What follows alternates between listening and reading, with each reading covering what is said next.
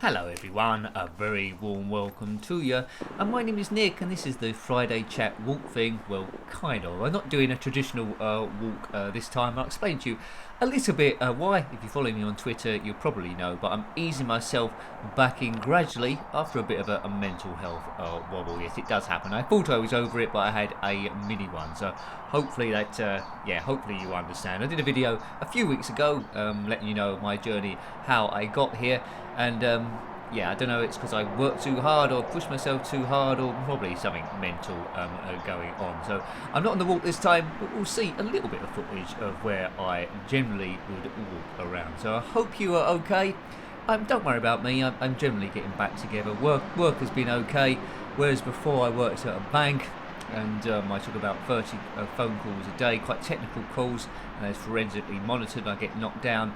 This time I work in retail, so I'm able to get over this, so it's not quite as bad. Now, it is a mini wobble. It wasn't as bad as last time, where if I'm in the middle of a big area of darkness, this time I've just skated around the edge of it, so I've gone through a bit of grey, but hopefully getting out the other side. So we had a pretty good week. Otherwise, next week should be okay. Hope you've been enjoying the videos. I'll probably be up to, by this point of doing the shout-outs at the end, you'll probably see my ugly face again, but there we go. So just a quick recap then of the videos we've had a look at this week. There's a couple on the ZX Spectrum, of course. First of all, Chambers of Horrors, which is an interesting collection of mini games. If you've missed any of these and you think they're quite interesting, please have a look at those and show them a little bit of love. Yes, okay, so we're outside, but we're not outside. Anyway, Chamber of Horrors. ZX Spectrum minigames is very, very basic, but what I like most about this is within it they've got hidden a City Bomber, if you remember that game where you go on a plane gradually going down the screen. You got to bomb buildings to reduce them in height. If you crash into them, you're absolutely doomed. So, you know, basic as it was, I did get a bit of a retro buzz on that one. The second game we looked at was Battle Valley. Very, very good graphically, using some great scrolling here and there. I didn't really get the hang of it, but I've since been told that the idea really is you control a tank first of all to take out all the enemy placements, and then later on you can take out the helicopter, mend a bridge, and then get further in the game that way. Well, there you go. You live and you learn, you die and you forget it all, but in the middle you should have a bit of fun and don't take stuff too seriously. Unless you're flying an airplane, take that seriously. Okay, and on the Commodore Amiga, which is a game we already looked at on the ZX Spectrum, wasn't overly good on the ZX Spectrum, but you could just about get away with it. It's Human Killing Machine. It's trying to be Street Fighter 2, taking the original Street Fighter engine, which wasn't a very good game, and it's made it, well, a whole lot worse. You could only control one character called Quan. There's not very many frames of animation, but what really kills this game stone dead is the enemy's energy bar will keep continuing to grow, and they do have a wonder move. They can reduce your energy in one go. You combine those two factors together, you haven't got a very fun game at all. We looked at an Atari 2600 game also. Tend to vary that. One week the Mega Drive, next week the Atari 2600. This time we looked at Cosmic Arc. It's a sequel, I believe, to a game called Atlantis, which I haven't quite reviewed as of yet. It's very, very basic again. Hits all the right, ticks all the right boxes with me. You are a cosmic Noah. You fly in a UFO, first of all, to destroy meteors coming at you from 4 random directions. Get past that, and then you land on an alien planet where you must launch a smaller ship from your UFO, get to the planet without getting shot down, and pick up 2 of every animal that you can find. Yeah, it's basic, but I thought it was rather cool. What were the other 2 games we looked at as well? Yes, Jet Set Willy. We've reviewed quite a nice mod of this one. So it's like games within games, this one. Jet Set Willy ZX Spectrum Heroes. It's been back in 2002, this, so getting on a bit now in age. What's good about this? Jet Set Willy wanders around his mansion, if it is his mansion, but each screen represents a different classic retro game from Spectrum history. Quite a few of these I've reviewed, but a few I hadn't either, so I need to look at those. There's one called Rex and Ollie and Lissa, which I need to come to, and a few others as well. I think Frostbite was in there very briefly also. I like looking at the racing games as well. So we had to look at the Super Nintendo, a rather long review this one. It's Top Gear 3000, yes, 3000, the sequel to Top Gear 2. I'm always a sucker for chase view racers.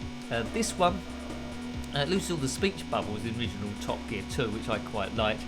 The game holds together well, it plays pretty good as you would expect.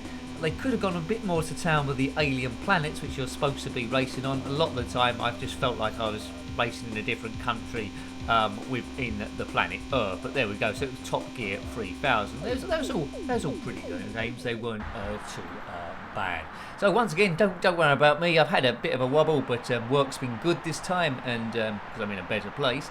All you lot on Twitter have been good as well, so thank you very much. And the channel rolls on no matter what. I always try and make this channel as a beacon to help people dealing with stress. And someone might say, Nick, how can you help people dealing with stress if you haven't got a handle on your own? Well, I live with it. I haven't had a wobble for quite some time. I don't fully understand it, so I can't fully understand other people's. I don't think it's there to be understood. The brain is quite a weird thing, so then it's just trying to put in coping mechanisms. I seem to be quite lucky in that I can separate myself into a different person without getting schizophrenic and try and give myself an advice. The rational person and the irrational person. If you're not able to do that, it is very tricky. Write it all down instead and think, look, what's affecting me. If you still don't know, then there's something a bit weird going on. But anyway, good luck to you. We all do our same paths, but I'll help you if I possibly can with experience that I've got. Because I'm like an open book, really. So thank you for your help there. So yeah, running a YouTube channel, you have to put in the hours. It isn't the easiest thing in the world.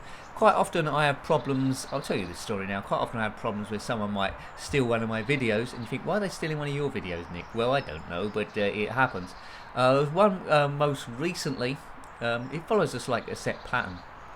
And the reason how I find out on this, I don't know if you've got it in your YouTube thing, but I've got a separate tab now along the left-hand menu bar called Copyrights.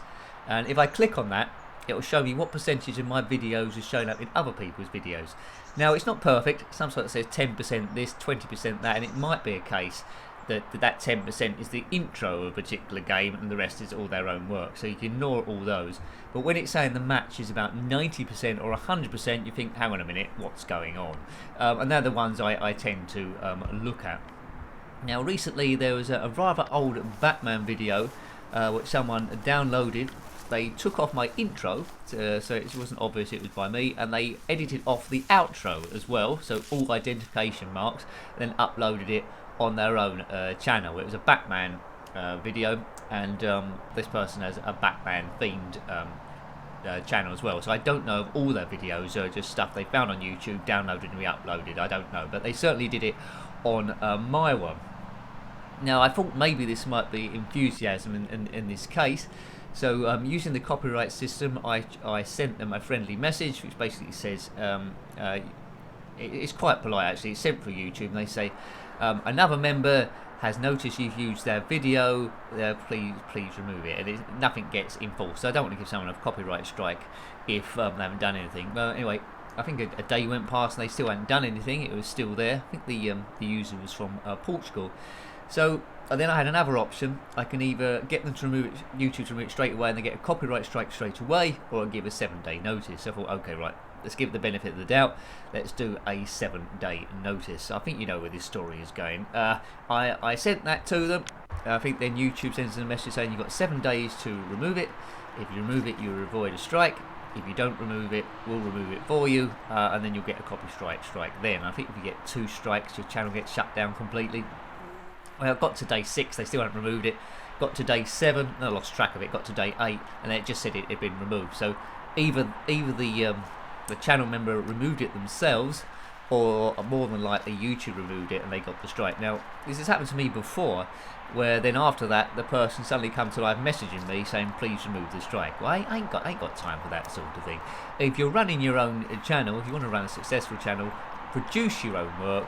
Unless it's fair use and using snippets, that's fine. But don't just cut off the intro, cut off the outro, pretend it's your work and re-upload it, because that's just bad news. Now, it was an older video. You might notice on my ones for a few years, I put this little logo in the bottom right, which rotates about twice in the video. Someone could probably still edit that off, but the kind of person that's not making their own videos won't want to do that. So it's a bit of a shame, but that thing still goes on, and every so often it will happen again. So yeah, hope you've had a good week there. That's just a bit of what's going on with me. As you know, I do like my chase through races. We mentioned Top Gear 3000 a little bit earlier on. But I do follow Formula 1 quite closely, and they're always having a look at the rules to try and make it a bit exciting. There's a few exciting races.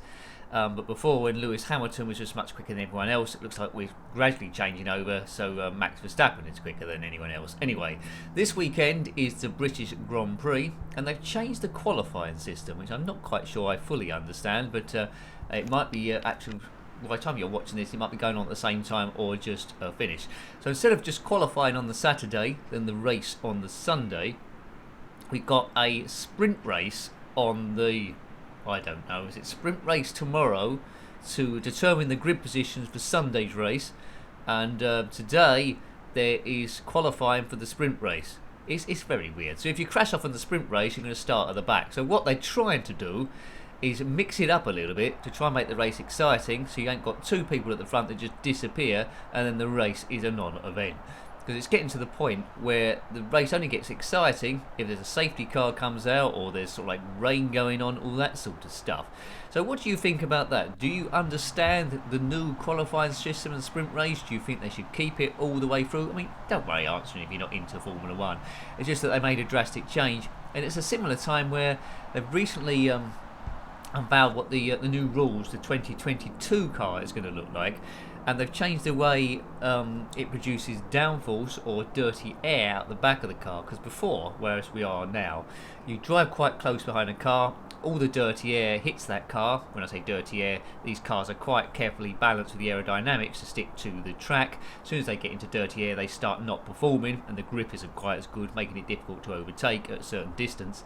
Now they've diffused the air so it gets chucked out higher, so the car can be closer. They made the wheels slightly bigger, so the grip's stronger, giving you more chance of overtaking around the corners. So it all looks like good moves forward.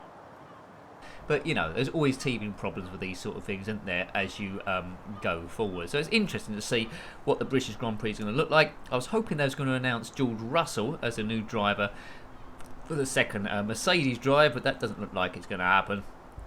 It's going to be sooner or later. So we'll come to the shout-outs. So thank you to the members who are helping the channel running, and thank you everyone that's keeping my spirits up. But if you're on the second tier and above, I will give you a shout-out for what you're doing. So now it might suddenly cut to my back room. Hooray! Okay, did it work? Did it work? I think it worked. We're back. So once again, I am on the camera, so you know I'm getting it back. I'm getting it back. So can't remember if I said it in the main video, but thank you for all your support. Really, really appreciated. Together, I've always said it, together we win, no matter what mental issues we have or what have you. So talking helps. So thank you. And huge thanks to the members I was coming to here. And yep, you're literally helping the channel run in my attempt to try and make it a full-time. I'll gradually go. No need to put pressure on myself by trying to go too quickly. It's a gradual thing. So thank you for making this come reality. And you know, it's helping the videos go up as well. So huge thank you. If you want to become a member, it's not compulsory by any means, but if you want to become a member, click on the join button. It won't commit you straight away, but it'll tell you a little bit of what it's about. There's 3 tiers, and if you're on the second tier and above, you will get a shout out for anything you want to do. If you don't want to shout out for any reason, then let me know as well. So big thank you this time around go to GTB Films. Thank you very much. Neil Barrett as well, so thank you sir, really appreciated. Ratty, Grey Hulk 2, thanks fellas. Malad 1, Arzone 1255, thank you, have a good weekend. The mighty Alf Fairweather, thank you sir, much appreciated. Una Bjornsson, Jason Smith. You see in this thing, I didn't mention football at all, did I really? So we got past that now. So thank you, yeah, Jason Smith, Nikki S, Claire Johnson, Watho Snorkers, thank you, John Roby and Jeffrey Searby, Steve Norman, who keeps writing his super duper ooper blog. If you haven't seen it yet, I do recommend it. Have a look. It's retroarcadia.blog, where there's at least one blog each week, and it's quite a detailed blog. Excuse me. No, I'm not choking to death, we're fine. quite a fun blog as well to read. This time he's had a look at burger time on a number of systems. He's put a rather cool screenshot of pole position up there as well that was in competition with burger time for his quarters, I think, or coins back at that era. But yeah, burger time on a number of systems. Burger time is a classic game, to see what Steve thinks. I think I reviewed a few sort of like clones of that in the day. Yeah, Mr. Wimpy was my least favourite one. I think there was one on the Amiga we recently done, but a great concept there. It's a really well written blog, retroarcadia.blog. Steve puts a lot of time in it, and it looks jolly super too, so I highly recommend that. Take a look at that one. Thank you as well to Lemmy Barnett, Steve Q. Thanks for all your help, Steve. Really appreciated, sir. Phil Hill. Hello to you, Phil. Rossi Bossy, we all know Rossi Bossy, don't we? He's working on Super 3D Pixel Racer. Kit's going from strength to strength in development. I know I've been saying this every week, but it really has. I've been asked to do a few more, or what was it a few more? It was, yeah, one more bit of vocals, so that's in there now, weaving away. Might have to re-record it, I don't know, but if I do, then no problem. I've got to make the game as good as it possibly can. If you want to see some of Rossi's other projects while you're waiting for that one, I'll put it up there, but it's rossibossy.itch.io, rossibossy.itch.io. Don't forget your dots there. See what other stuff he's done. There's Nifty Lifty 2, which I played, and Enduro, which I haven't played yet, but one day I'll get the time and I'll play everything that I want to play. So keep going, Rossi. You're doing great stuff. Big thanks to Jason Holmes, Andrew Gibson, thank you Andrew, Stu Who, and the fantastic Jono Baggy. Thank you for keeping me amused on Twitter. All your interaction has been really good. It's all about the retro gaming, so thank you. And I've got 6 people on the upper tier, which is absolutely amazing. So huge thanks to Colin Hode, thank you Colin, Martin R, Richard Mitten, Tom, Jeffrey Vebke, and also to Jules M, who does, well, I say he does a lot of big caps for the live streams. We haven't done it for a couple of weeks, so hopefully I get my mental brain back in position, because I would have done it, but I thought I would have run out of puff halfway through, and you want them to be fun, you want it to be presented well, and I didn't think I could give it enough justice. So, you know, next week, hopefully I should be there. So thank you to Jules, and Jules runs she runs a number of sites. The link keeps changing, so I always have to write it down. That's how busy she is. This time, I've got it on Twitter as well. This time it's mygamingmemories.weebly.com. And she's done another page called Cartoon Capers. You can reach it on, I think the link's on the left. So it's mygamingmemories.weebly.com/cartoon capers. Now basically this time round, this is very interesting, Jules is looking at game versions of cartoon films on the GBA, so the Game Boy Advance. Probably my favourite handheld of all time. Looking at even as basic ones as Winnie the Pooh and Cinderella, up to Finding Nemo and Monsters Inc. He-Man introduced as, or included as well. He-Bloke, doo-doo, that's good. Good. I do like a bit of He-Bloke. That's coming out again as a cartoon, isn't it? I think Mark Hamill's involved in that one. And, oh wowzers, Jules has done 29 so far. That's incredible, isn't it? Some brilliant ones, some not so brilliant ones. That's what it's all about there. The link is going live Friday. That's today at time of recording. So there we go. But the page works well with the link she's given. So it's cut it off a bit, as it tends to do on my one. So I think it's mygamingmemories.weebly.com/cartoon-capers. There might be a bit more there, but if you do what I put up there, mygamingmemories.weebly.com, and look at the link Cartoon Capers, it will be there. So have a look at that. Lots of other pages as well on that site, so have a bit of a nostalgia fest there when you get a chance. So there we go. So it's a bit of a different walk this time. I'd like to say I mix it up a bit, but it was because I didn't think, I know it sounds a bit silly, but I didn't think I was quite up to it and going outside, hiding with the camera, all that sort of stuff. So it's a gradual path of getting back. I didn't want the channel to go to sleep for a week. Yeah, I know people say don't work so hard, but I always will work so hard because, you know, together we make it a bit better. We come together. That's what I always think. When you're suffering from stress, if you're on your own, it's a million times worse. If you force yourself out, talking even if it's online to people of a similar sort of like mindset as we all are, then it's not so bad. So take care of yourself. It's a winding road. So there'll be a couple of videos up on the Saturday. The members already know of what they are. A couple on the Sunday as well. It's Saturday tend to be a couple of ZX Spectrum ones. So I'm back on the camera. Till next time, take great care of yourself and a very fond goodbye. Goodbye. Goodbye, E. And Jenkin.